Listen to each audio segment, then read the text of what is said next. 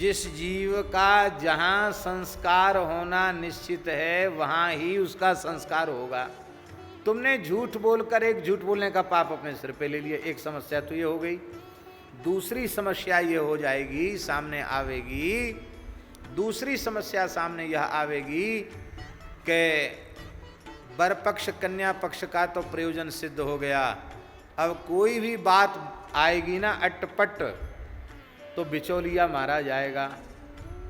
अरे भाई शुक्ला जी, आप क्या कह रहे थे? हमने तो आप पर विश्वास किया, आपने इतना धोखा दिया हमारे साथ, अब समाधान करो। लो ये अच्छी ब्याह तो लड़का लड़की का हुआ, हम बीच में पिस रहे हैं, बिचौलिया मारा जाएगा। इसलिए झूठ क्यों बोलना? आप सही सही कह दो, देखो भाई बात ऐसी है, बाद में आप कहो कैसा है तैसा है, वो ठीक नहीं। ये सही सही बात ये है, आप राजी हो तो ठीक है, नहीं राजी हो कोई बात नहीं, जैसा भगवान ने विधान बनाया होगा, जैसा संयोग होगा वैसा हो जाएगा। हम देखो झूठ नहीं बोलते, सच्ची बात ये है, आप बच जाएंगे। अथवा आप नहीं बोलो, भाई आप जानो हम बीच में नहीं है, सीधी सी बात, हाथ जोड़ लो, झूठ क्यों बोलना? रोजी रोटी के प्रश्न पर झूठ बोलने की बात तो ऐसी है कि ये यदि छूट दे दी जाए वृत्त्यर्थे, तब तो सत्य बोलने की जगह ही नहीं रह जाएगी। हर आदमी यही कहेगा, भैया हम तो रोजी रोटी के लिए झूठ बोलते हैं, सब यही तो करते हैं, हमारी रोजी रोटी, झूठ नहीं बोले तो हमारा काम नहीं चलेगा। तो हर व्यक्ति रोजी रोटी के नाम से झूठ ही बोलेगा, फिर सत्य के लिए स्थान ही नहीं रह जाएगा। इसलिए रोजी रोटी के लिए भी झूठ नहीं बोलना।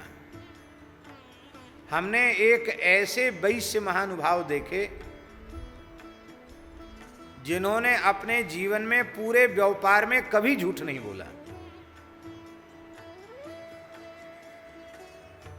और इसके लिए उनको बहुत संघर्ष करने पड़े, क्योंकि अधिकारी बड़े भ्रष्ट होते हैं, लोगों उनके पीछे पड़े और उनको हानि भी पहुंचाई लोगों ने, लेकिन वे झुके नहीं। जीवन में ना एक फूटी कौड़ी किसी को रिश्वत के लिए दी, ना झूठ बोले। धीरे धीरे ऐसी स्थिति हो गई कि बड़े बड़े अधिकारी उस जिले में आते थे तो उनको एक संत के जैसा आदर देकर उनका दर्शन करते थे, और कभी जीवन में टैक्स चोरी नहीं की, पूरा टैक्स गवर्नमेंट को दिया। भाई हम झूठ तो तब बोले जब टैक्स चोरी करें। और उनका अंतिम जीवन इतना बढ़िया था, अपने बच्चों को सबको काम धंधा संभालने के बाद कम से कम 10 सहस्रनाम तो वो रोज पढ़ते थे।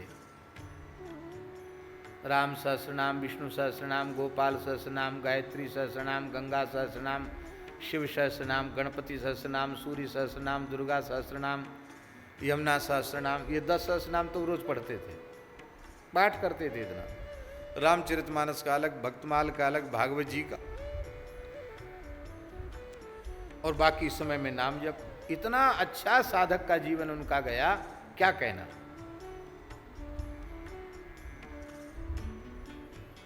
और वो कहते थे कि हमको इच्छा ही नहीं होती कि मैं कहीं जाऊं, क्यों? मैं अपने आप में मस्त और व्यस्त रहता हूं। रोज रुद्राभिषेक करते थे।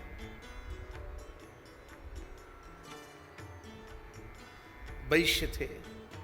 तो कहने का आशय हमारा ये है कि आप रोजी रोटी के लिए झूठ बोलने से आपको धन आएगा, ऐसी बात नहीं है। अभी भी ऐसे लोग हैं जो जीवन में कभी झूठ नहीं बोले। हम बड़े भाव से स्मरण करते हैं केशव राम जी, कलकत्ता वाले, जो गीता प्रेस की कल्याण कल्पद्रुम पत्रिका के संपादक हैं।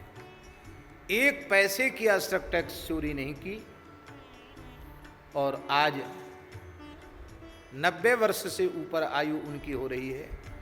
समय से दोनों समय की संध्या करते हैं, और बाल भी सफ़ेद नहीं है, पूरे काले हैं, रंग लगा के नहीं, बिना रंग लगाए। बहुत संयमी सदाचारी जीवन है। समय से संध्या करते, कभी झूठ नहीं बोलते, कभी चोरी नहीं करते। क्यों? बोले बचपन में ही सेठ जी का सत्संग मिल गया, सेठ जी के सत्संग का प्रभाव है, सब काम बढ़िया चल रहा है। नीची नजर करके चोर को जीना पड़ता है। आप चोरी करोगे ना तो चोरी तो छिपके की जाएगी। आप चोर नहीं है तो आपको काय बात का डर है? आप कोई गलत काम करते ही नहीं है तो आपको भयभीत होने की क्या आवश्यकता है? छोटे अधिकारी भी ईमानदार होते हैं तो बड़े निर्भीक होते हैं। आप तो जीवन भर रहे हैं सरकारी काम में। जो भ्रष्ट अधिकारी होते हैं वे बड़े डरपोक होते हैं। और छोटे पद पर है कोई अधिकारी लेकिन एकदम ईमानदार है, वो अपने से बड़े भी नहीं डरेगा, क्योंकि सत्य पर है ना, सत्य का बल उसके साथ है। प्राण संकटे, प्राण संकट में हो तो भी झूठ नहीं बोलना चाहिए। सत्य की रक्षा के लिए यदि आप अपने प्राण दे देंगे तो आप सब लोकों का अतिक्रमण करके ब्रह्मलोक सत्यलोक को प्राप्त करेंगे, वैकुंठ को प्राप्त करेंगे। और झूठ बोलकर आप बच जाएंगे तो कब तक बचेंगे भाई? अमर होके आए हैं क्या? मरना तो पड़ेगा ही। केवल गाय और ब्राह्मण दो स्थान ऐसे हैं जहां हमें झूठ बोलने से, यदि गाय की रक्षा हो रही हो तो हमें झूठ बोल देना चाहिए। ब्राह्मण की रक्षा, ब्राह्मणोचित धर्म कर्म से युक्त ब्राह्मण। जीवन में भूल सबके हो जाती है, लेकिन एक महान विद्वान तपस्वी ब्राह्मण यदि नष्ट हो जाएगा हमारे सत्य बोलने से तो इस संसार की अपूरणीय क्षति होगी। इसलिए उस विद्वान को, उस धर्म की धरोहर को बचाना जरूरी है, क्योंकि वह बच करके भी इतना तप कर लेगा, इतना जप कर लेगा कि अपने दोष का परिमार्जन कर लेगा, अपनी भूल को सुधार लेगा। इसलिए उसे सुधरने का अवसर दिया जाना चाहिए, इसलिए ऐसा कहा गया। और गाय वैदिक सनातन धर्म का मूल है, इसलिए जड़ की सुरक्षा तो यत्न पूर्वक करनी ही चाहिए। हमने जड़ को बचा लिया तो सारा वृक्ष बच जाएगा।